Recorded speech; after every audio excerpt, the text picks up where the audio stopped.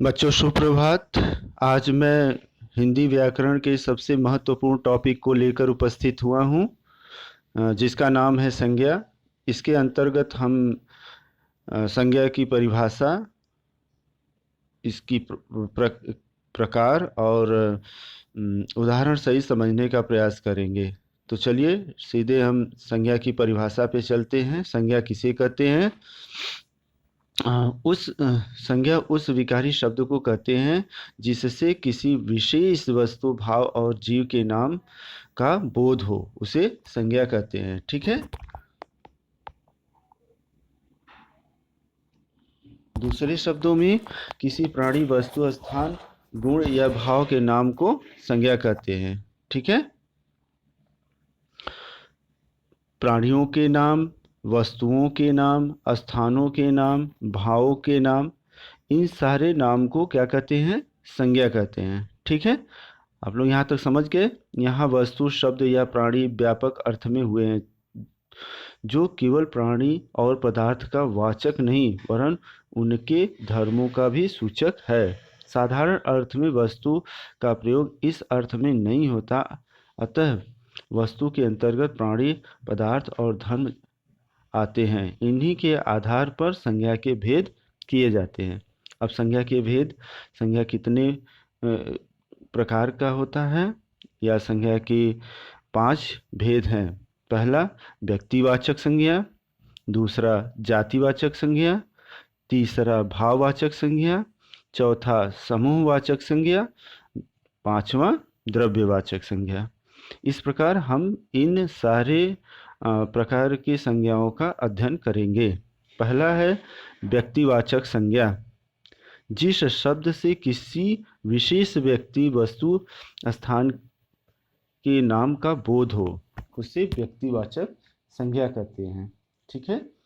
जिस शब्द के किसी विशेष वस्तु, स्थान के नाम का बोध हो, विशेष वस्तु, स्थान के नाम का बोध हो।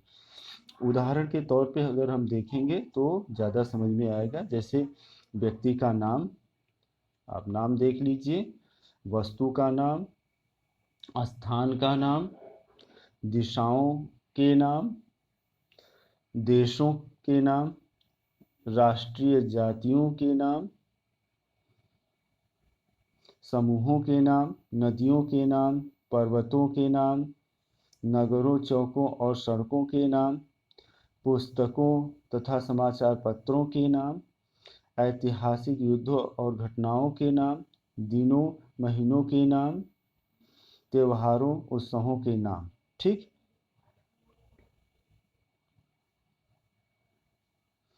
ये सब क्या है? व्यक्तिवाचक संज्ञा है। ठीक है। व्यक्तिवाचक संज्ञा के बारे में हम लोग अच्छे से समझ गए। अब आते हैं दूसरे नंबर पर जातिवाचक संज्ञा। जातिवाचक संज्ञा किसे कहते हैं? जिस शब्द से किसी जाति के सभी प्राणियों या पदार्थों का बोध हो, उसे जातिवाचक संज्ञा कहते हैं। जिस शब्द से किसी जाति के सभी प्राणी पदार्थों का बोध होता है, उसे जातिवाचक संज्ञा कहते हैं। ठीक। जैसे लड़का, पशु, पक्षियों, वस्तु, नदी, मनुष्य, पहाड़ आदि। अब देख रहे हो यहाँ पे, जैसे नदी को ही ले लेते हैं, अब नदी नदी कई होती है, गंगा नदी, यमुना नदी, ब्रह्मपुत्रा नदी, ऐसे ऐसे कई नदियां हैं। ठीक है। लेकिन यहाँ पे किसी एक विशेष जाति का बोध होता है। जिस शब्द से किसी जाति के सभी प्राणियों या पदार्थों का बोध होता है, उसे जातिवाचक संज्ञा कहते हैं। ठीक है। लड़का से अब लड़का कह दिए तो लड़का, कई लड़के हो सकते, उनके कई नाम हैं, जैसे राजेश, सतीश, दिनेश, इस प्रकार से। पशु पक्षी में सब आ गए। पशु, गाय, घोड़ा, भैंस, कुत्ता, ये सब आ गए। पक्षी में भी आप कई पक्षियां हैं। ठीक है। ऐसे वस्तु, नदी, मनुष्य, मनुष्य कहने से संसार के मनुष्य जाति का बोध होता है। ठीक है। पहाड़ कहने से संसार के सभी पहाड़ों का बोध होता है। ठीक है। अब हम सीधे तीसरे नंबर पर आ जाते हैं। भाववाचक संज्ञा, इसमें भाव उत्पन्न होता है।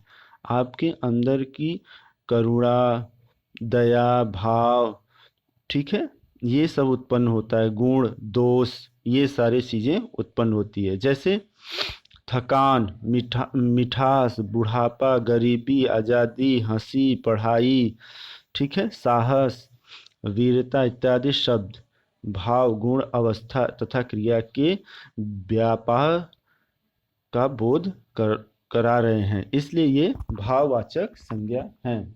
ठीक है। ये क्या है, इसको मैं अंडरलाइन कर देता हूं कि आपको इम्पोर्टेंस समझ में आता रहे। ठीक। इस प्रकार जिन शब्दों से किसी प्राणी या पदार्थ के गुण, भाव, स्वभाव या अवस्था का बोध होता है उसे भाववाचक संज्ञा कहते हैं। उत्साह, ईमानदारी, बचपन आदि। इन उदाहरणों में उत्साह से मन का भाव है, ईमानदारी से गुण का बोध होता है, बचपन जीवन की एक अवस्था या दशा का बोध होता है। अतः उत्साह, ईमानदारी, बचपन आदि शब्द भाववाचक संज्ञा है। ठीक है। भाव उत्पन्न होता है। भाववाचक संज्ञाओं का निर्माण कैसे होता है?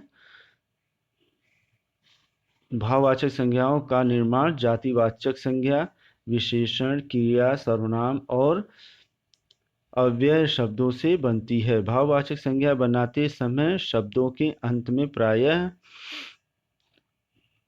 पन, त्व, ता आदि शब्दों का प्रयोग किया जाता है। जातिवाचक संज्ञा से भाववाचक संज्ञा बनाना, कुछ उदाहरण हम यहाँ प्रस्तुत कर रहे हैं। आप लोग ध्यान से देखते चलिए, आपको चीज़ें बहुत आसानी से समझ में आती रहेंगी। स्त्री का स्त्रीत्व, मनुष्य का मनुष्यता, ठीक है।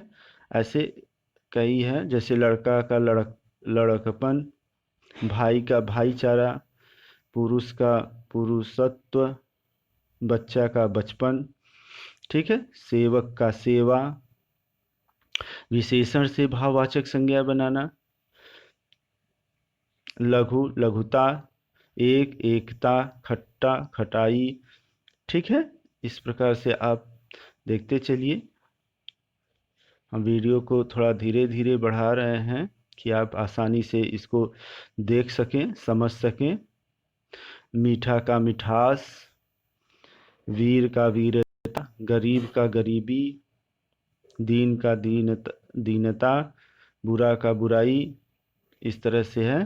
क्रिया से भाववाचक संज्ञा बनाना, खो खोजना का खोज, जीतना का जीत, ठीक, लूटना का लूट, झूलना का झूला, भूलना का भूल, रंगना का रंगाई, बहुत सारे हैं।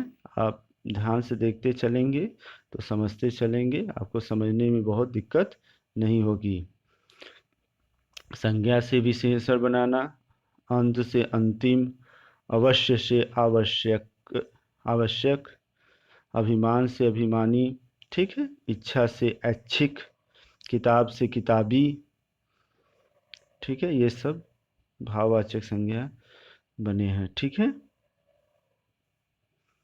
देखते चलिए। विष्णु से वैष्णव, शास्त्र से शास्त्री, समय से सामयिक, मैल से मैला, रंग से रंगीन, समाज से सामाजिक, उपज से उपजाऊ, देश से देशी, दिन से दैनिक, खून से खूनी, मास से मासिक,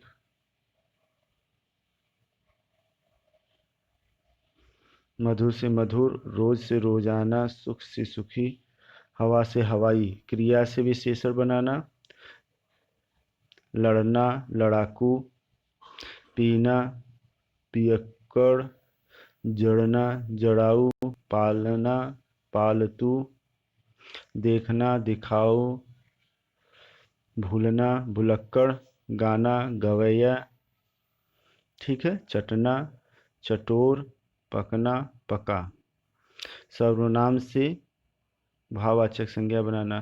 अपना से अपनापन, निज से निजत्व, मम से ममता, पराया से परायापन, आप से आपा। क्रिया विशेषण से भाववाचक संज्ञा आप देख सकते हैं। मंद, मंदी, शीघ्र, शीघ्रता इत्यादि। अव्यय से भाववाचक संज्ञा परस्पर का पारस्पर्य, समीप का सामीप्य, ठीक है।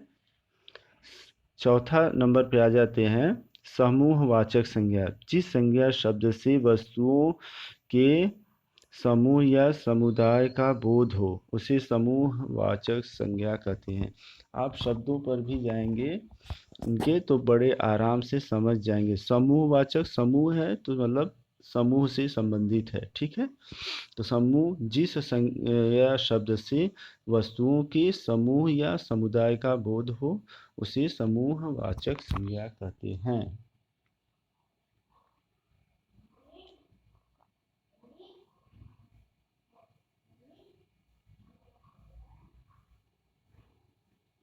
इसे क्या कहते हैं?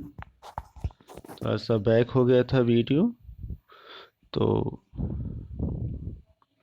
हम फिर समूहवाचक संज्ञा पर आ जाते हैं, ठीक है। यहाँ पे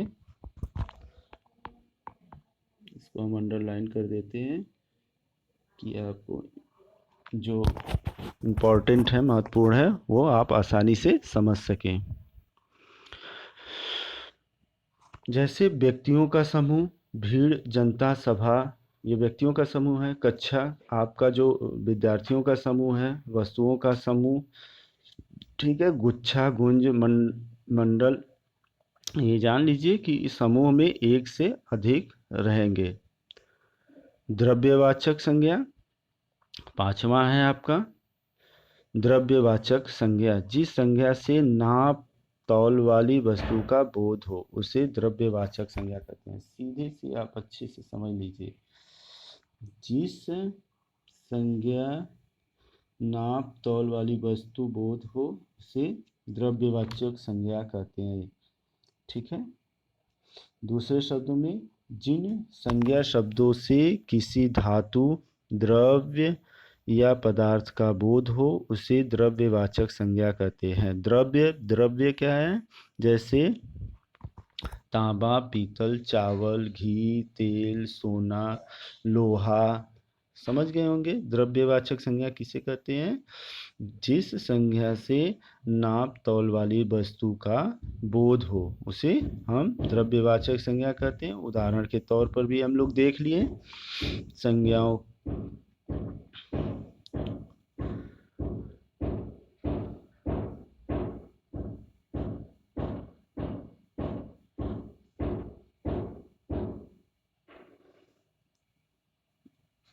ठीक है, इस प्रकार से हम पांचों संज्ञाओं का उदाहरण सहित, परिभाषा सहित समझने का प्रयास किए हैं। आप इनको बार बार देखिए, सुनिए और समझने का प्रयास करिए। मुझे पता है इसको अगर बार बार देखेंगे तो आप निश्चित रूप से अच्छे से समझ लेंगे, ठीक है बच्चों। इसको बार बार रिवीजन करना और समझने का प्रयास करिए, ठीक है। आप लोगों को बहुत बहुत धन्यवाद।